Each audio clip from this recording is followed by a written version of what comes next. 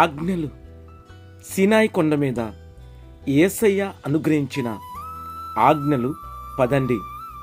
ఈ 10 ఆజ్ఞలతో యేసయ్య ధర్మశాస్త్రాన్ని రూపించాడండి. ఈ 10 ఆజ్ఞలను యోహాను సువార్తలో 2 ఆజ్ఞలుగా మలచాడండి. 1 పొరుగువాన్ని ప్రేమించటం, 2వది ధనాపేక్ష లేకుండా బ్రతకటం.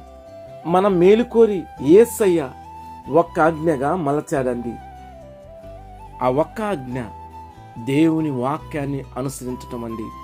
2వ కొరింథీయుల పత్రికలో నా వాక్యమును మీ హృదయ పలక మీద ఆత్మశిరాతో వ్రాసుకుని నిబంధన గ్రంథములేకయే బోధించే స్థాయికి వెదగాలి అంటాడండి.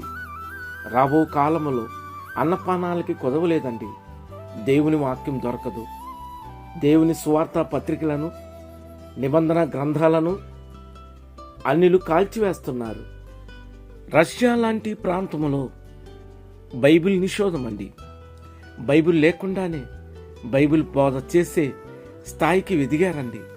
యేసయ్య వాక్యాన్ని చాతలతో కాక హృదయముతో పట్టుకొని అగ్నిలో నుండి కొన్ని ఆత్మలను దేవుని రాజ్యంలో చేర్చే వారిగా మార్చబడదామండి.